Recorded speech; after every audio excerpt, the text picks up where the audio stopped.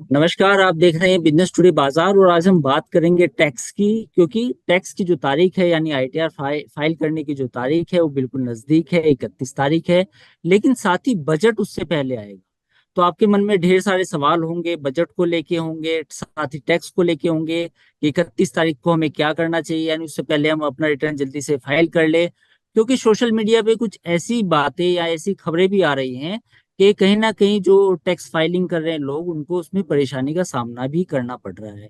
तो आपके तमाम सवालों का जवाब आज आपको इस शो में मिलेगा, क्योंकि आज हमारे साथ हैं जानी मानी टैक्स एक्सपर्ट रुचिका भगत जी।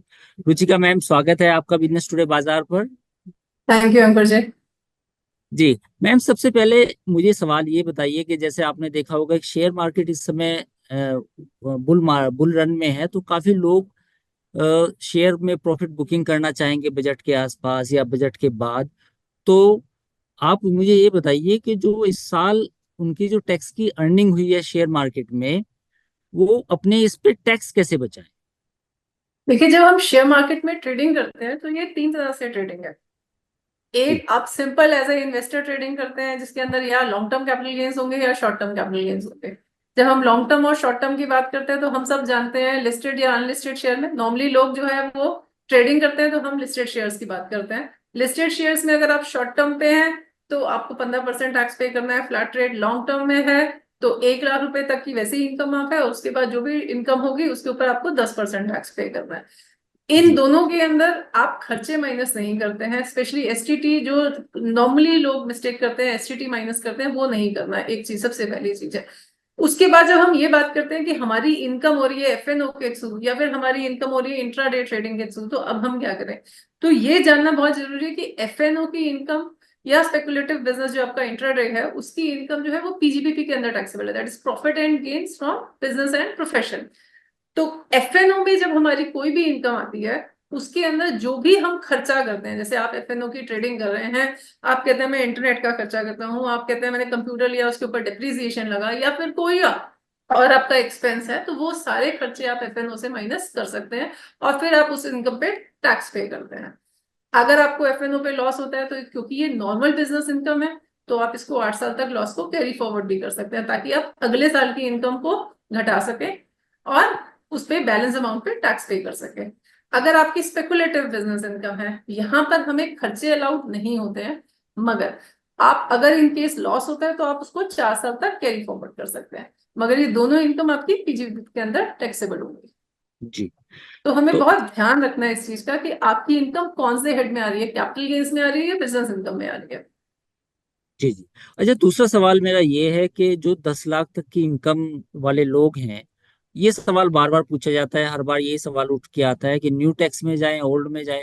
क्योंकि आपकी मतलब इसका जवाब क्या है, क्योंकि ये सवाल सबके मन में आ जाता देखिए, इसका आंसर बहुत सिंपल है। आप कोई भी पोर्टल खोल लीजिए, इनफैक्ट इनकम टैक्स वालों ने खुद ही अपने पोर्टल पे सॉफ्टवेयर वहां पे अवेलेबल है जिसके अंदर आप डाल सकते हैं अपनी इनकम ओल्ड में भी और न्यू में भी, और आपको टैक्स पता चल सकता है कि किस में कम है। एज पर दैट आप टैक्स पे कीजिए, मगर यहाँ पे चैलेंज ये है कि अगर आपकी बिजनेस इनकम के अलावा कोई और इनकम है तो आप हर साल ओल्ड से न्यू, न्यू से ओल्ड, इस तरह से स्विच ओवर कर सकते हैं। बट अगर आपकी बिजनेस इनकम है तो आपने जो एक बार रिजीम फॉलो की है सेम ही फॉलो होगी आपकी, ये जानना बहुत जरूरी है। तो इस चीज के लिए आपके पास बहुत सारे सॉफ्टवेयर अवेलेबल हैं, जैसे मैंने कहा इनकम टैक्स का पोर्टल खुद आपको ये सर्विस प्रोवाइड करता है। आप कभी भी चेक कर सकते हैं, या आप जो आपके प्रोफेशनल्स हैं, सीए हैं, उनके पास आप जाके एक बार चेक करवा सकते हैं कि किस में आपको टैक्स कम बैठेगा। ये टैक्स ज्यादा या कम 80 की डिडक्शंस की वजह से होता है या फिर सेक्शन 10 की एग्जेम्पशंस की वजह से होता है, तो उसमें आपको कंपैरिजन करना बहुत जरूरी है। है। जी। अच्छा, मेरा एक तीसरा सवाल होगा कि लोग अक्सर रिटर्न फाइल करने के लिए, आज हमारे पास कुल मिला के 10 या 11 दिन बचे हैं, तो कौन सी वो गलतियां करते हैं या कौन सी वो चेकलिस्ट होनी चाहिए हमारे पास कि ये गलतियां ना हो। बिल्कुल। खासकर अब आज की डेट में जब बहुत सारे लोग म्यूचुअल फंड्स में इन्वेस्ट करते हैं, एसआईपीज हैं उनके पास, वो शेयर्स में इन्वेस्ट करते हैं, तो बहुत सारी गलतियां हैं जो होती ही होती हैं। जैसे मैं आपको बताती हूँ, हमारे पास कोई क्लाइंट आया और वो कहता है मेरी रिटर्न फाइल कीजिए। हम उसका AIS या 26 खोलते हैं और हम उसको बोलते हैं कि आपकी तो शेयर ट्रेडिंग भी है। वो सिंपली डिनाई कर देते हैं, नहीं जी मैंने तो कभी बेचा ही नहीं। तो आप जब भी रिटर्न भरने भरने के लिए जाते हैं, आप हमेशा ध्यान रखिए आपका 26 AS, आपका AIS, आप दोनों से अपनी इनकम टैली कीजिए। कई बार ऐसा होता है कि आपने शेयर्स बेच दिए होते हैं, आपको ध्यान ही नहीं रहता at the end of the year कि आपने ये शेयर्स जी। बेचे भी हैं। इसके अलावा जो आप ITR फॉर्म फाइल करते हैं, आप ITR का ध्यान रखिए कौन सा ITR फॉर्म फाइल कर रहे हैं। जैसे मैंने अभी आपको बताया कि FNO और स्पेकुलेटिव इनकम इंट्राडे जो है वो PGBP की इनकम है, तो उसके अकॉर्डिंगली आपको ITR 3 फाइल करना है।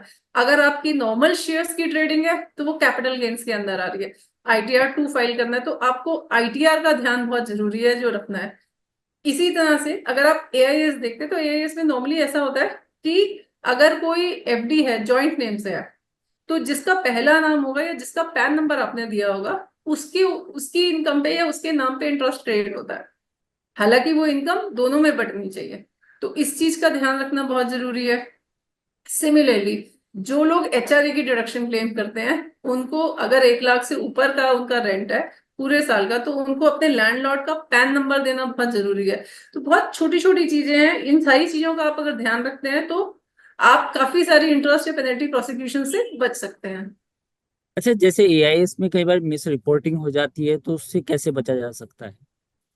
देखिए, आप जब भी अपने इनकम टैक्स के पोर्टल पे लॉग इन करते हैं और AIS के अंदर जाते हैं, वहां पे आपकी इनकम की डिस्क्रिप्शन होती है। आप अगर देखें तो नीचे एक टैब होता है, आप उस टैब पे क्लिक करेंगे तो उस टैब में आपको रीजन दे रखे होते हैं कि आप इसको ये इनकम एक्सेप्ट करते हैं या रिजेक्ट करते हैं। तो उसमें बहुत सारे रीजंस होते हैं। आपकी इनकम है, आपकी स्पाउस की इनकम है, पार्शियल आपकी इनकम है, या पूरी इनकम आपकी नहीं है। तो आपको उसके अंदर उस ऑप्शन पे क्लिक करना पड़ेगा कि ये इनकम मेरी नहीं है या मेरी पार्शियल इनकम है।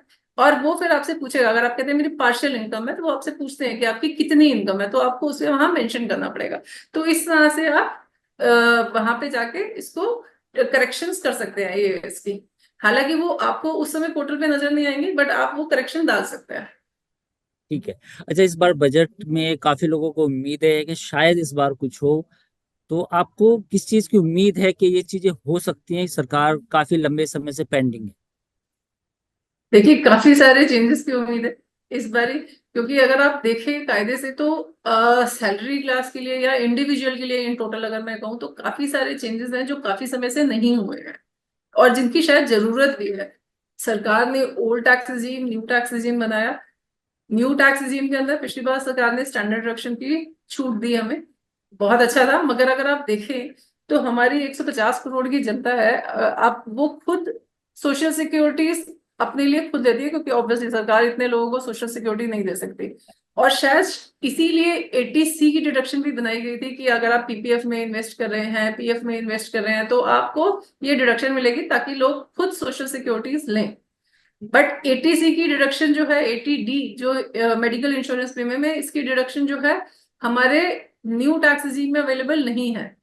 तो सरकार को, मुझे समझ आता है कि सरकार को कुछ डिडक्शंस, चाहे अगर वो पूरी नहीं भी देती, बट कुछ डिडक्शन जो जो है वो न्यू टैक्स रिजीम में देनी चाहिए आने वाले बजट में। लेकिन इससे कहीं ना कहीं आपको ये नहीं लगता कि जो न्यू टैक्स रेजिम की एक हाइजीन थी उस पर असर पड़ेगा? क्योंकि फिर अंतर क्या रह जाएगा? टोटली एग्री, बिल्कुल आपकी बात सही है। मगर एक बात इसको समझिए, अगर मैं न्यू टैक्स रिजीम में सोशल सिक्योरिटी बेनिफिट्स को नहीं लेके आती, तो कहीं ना कहीं जो हमारा सेल्फ एक डिसिप्लिन था जिसके अंदर हम अपने आप को प्रोटेक्ट करते थे, वो जो एक प्रोटेक्शन है वो हट जाती है। आप देखिए, हेल्थ इंश्योरेंस है, पोस्ट कोरोना सबको पता है कितनी इंपॉर्टेंस है हेल्थ इंश्योरेंस। आप फोर्सफुली ही करते थे, चाहे 80C के अंदर उसकी डिडक्शन लेने के लिए या 80D की डिडक्शन के लिए, बट अल्टीमेटली आप करते थे। बट वो जो एक हैबिट है हमारी इन्वेस्टमेंट करने की, वो कहीं ना कहीं छूट रही है। इसी तरह से अगर आप देखिए, NDA सरकार थी जो है, उन्होंने 3 करोड़ हाउस होल्ड जो गारंटी दी थी कि 3 करोड़ घर मिलेंगे। बट 3 करोड़ घर की प्रमोशन के लिए या लोगों को उसके लिए एक प्रमोशन देने के लिए कि वो ले ललाइत करने के लिए आपको उनको बेनिफिट्स भी तो देने हैं। आप 24 की डिडक्शन जो है वो नहीं देते, इंटरेस्ट ऑन हाउसिंग लोन की। तो जी जी। कोई किस क्यों लेगा? तो आपको अगर अपना सपना पूरा करना है या देश को विकसित करना है और लोगों को ललायत करना है कि लोग इन्वेस्टमेंट करें या घर लें, तो उसके साथ साथ उनको कुछ ऐसा देना पड़ेगा जिसके लिए वो चाहे फोर्सफुली ले मगर ले चीजों को। बहुत बहुत शुक्रिया रुचिका जी, आपने हमसे बात की, तमाम सवालों का जवाब दिया। और हम आगे भी आप हमसे बातचीत करते रहिएगा। बजट वाले दिन कोशिश करेंगे हम आपसे एक बार फिर से बात करें, और उम्मीद करते हैं इस बात की कि शायद बजट में इस बार आम आदमी के लिए कुछ राहत जरूर मिले। बहुत बहुत बिल्कुल धन्यवाद। बिल्कुल। Thank you.